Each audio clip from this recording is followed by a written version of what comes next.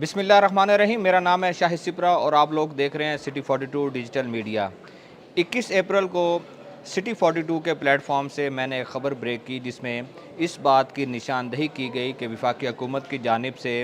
Solar system लगवाने वाले सार्फिन के लिए लाइसेंस को लाजमी करार दिया गया है और इसके साथ ये कहा गया है कि उनको फ़ी किलो वाट के हिसाब से नेपरा लाइसेंस के हसूल के लिए फ़ीस भी अदा करना पड़ेगी। जब यह ख़बर नशर हुई तो उसके बाद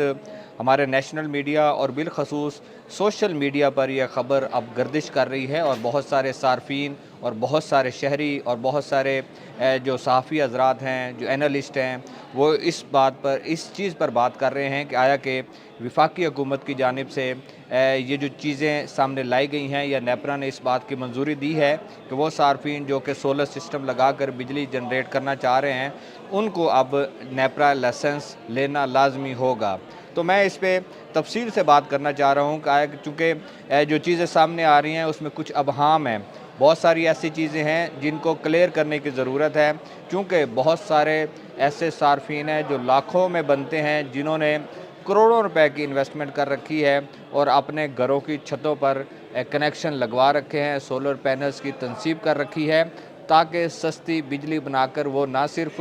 खुद इस्तेमाल करें बल्कि साथ साथ वो कौमी ग्रिड स्टेशन में शामिल करके अपने बिजली के बिलों में कमी भी ला सकें। अब हम लोग आ जाते हैं कि ये जो ख़बर मैंने दी इसमें एक लफ्ज़ मैंने इस्तेमाल किया था नेट बिलिंग का।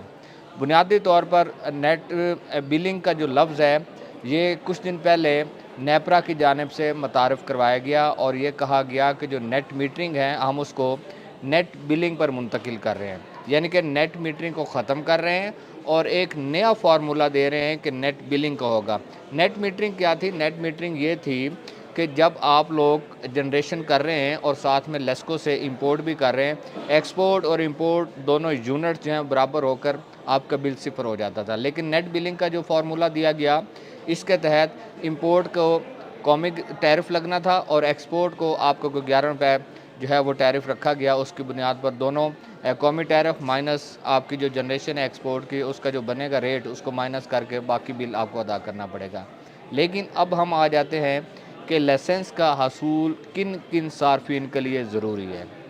जब ये 2016 में नेट मीटरिंग पॉलिसी आई थी तो उस वक्त आम जो सारिफ़ है, डोमेस्टिक सारिफ़ चाहे छोटा है बड़ा है, उनको नेपरा से रजू करना पड़ता था और जनरेशन लाइसेंस नेपरा से हासिल करना पड़ता था। लेकिन जैसे जैसे ये इंडस्ट्री परवान चढ़ी और वफाकी हुकूमत की जानिब से इसमें कुछ आसानियाँ पैदा की गई कि 25 किलो वाट तक, ये बात बहुत इम्पॉर्टेंट है, ये अबहाम ख़त्म करेगी और लोगों को इस बारे में आगाही मिल सकेगी कि ये 25 किलो वाट का लफ्ज़ मैं क्यों इस्तेमाल कर रहा हूँ।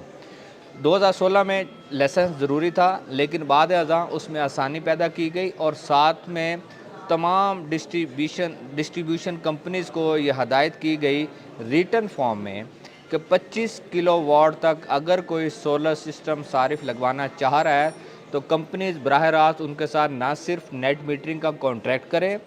बल्कि साथ में उनको जनरेशन लाइसेंस भी दें, यानी कि 25 किलो वाट तक आपको नेपरा से रजू करने की ज़रूरत नहीं थी। और ना सिर्फ नेपरा के पास आपने नहीं जाना बल्कि इसके साथ साथ जो फ़ी किलो वाट के हिसाब से जो फ़ी 1000 रुपये मुकर्रर पहले से है लेकिन आप इम्प्लीमेंट आम छोटे सार्फिन पर भी हुई है, ये अदा भी नहीं करना पड़ेगी। उस वक्त बहुत सारे ऐसे सार्फिन थे जिन्होंने डोमेस्टिक सतह पर 20 किलो वाट के सिस्टम भी लगवाए, 15 किलो वाट के सिस्टम भी लगवाए, इवन के 25 किलो वाट तक भी बहुत सारे ऐसे सार्फिन हैं जिनमें कमर्शियल शामिल हैं, छोटे इंडस्ट्री शामिल है। इन्होंने कनेक्शन लिए लेकिन नेपरा से लाइसेंस की उनको ज़रूरत नहीं थी क्योंकि उस वक्त ये चीज़ें मौजूद थी कि नेपरा से लाइसेंस लेने की ज़रूरत नहीं है।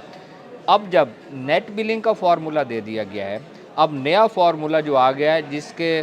9 फरवरी के बाद जमा होने वाली जो दरख्वास्तें हैं उन पर यह फार्मूला लगाया गया है तो उसमें अब तब्दीलियाँ की गई हैं। अब ये कहा गया है कि कोई भी कंज्यूमर चाहे वो डोमेस्टिक है, कमर्शियल है, इंडस्ट्रियल है, ट्यूबवेल का हामिल है या कोई और टैरिफ जिसकी बुनियाद पर कंज्यूमर बिजली इस्तेमाल कर रहा है,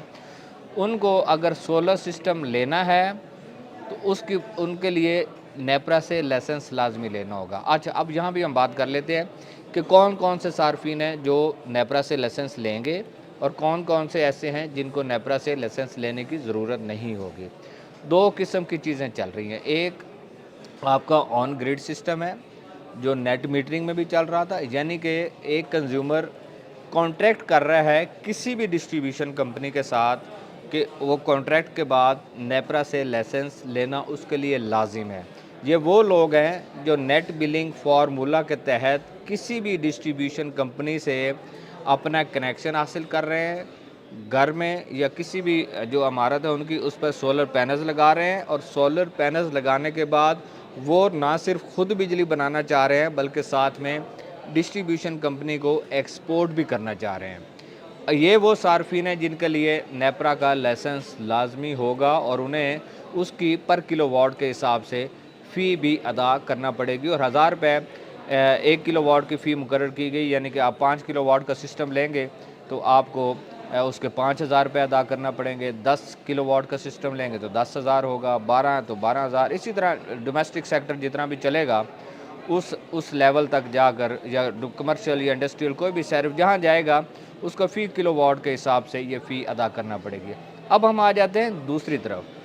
हाइब्रिड सिस्टम जो है, जो ऑफ ग्रिड सिस्टम जिसको कहा जाता है, जिसको हम वो कंज्यूमर जो अपने घरों में सोलर पैनल्स लगा रहे हैं लेकिन हाइब्रिड सिस्टम पर हैं, हम उनको सारिफ नहीं कह सकते। मैंने अपनी ख़बर में सारिफ का लफ्ज़ भी यूज़ किया था। बुनियादी तौर पर कंज्यूमर वो है जो किसी डिस्ट्रीब्यूशन कंपनी के साथ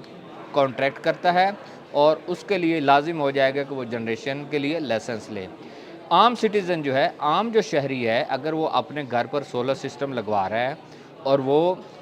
हाइब्रिड सिस्टम के तहत बिजली की जनरेशन करके उसको ख़ुद इस्तेमाल करना चाह रहा है, तो उनको कतन किसी सूरत में नेपरा से लाइसेंस लेने की ज़रूरत नहीं है। ये बड़ा वैलिड और बड़ा अहम पॉइंट है, चूँकि जो सोशल मीडिया पे चल रही हैं चीज़ें, बहुत सारे नेशनल चैनल्स पे भी कुछ इस तरह की चीज़ें आ रही हैं कि ऑफ ग्रिड और ऑन ग्रिड दोनों के लिए ये फार्मूला इम्प्लीमेंट होगा। नहीं,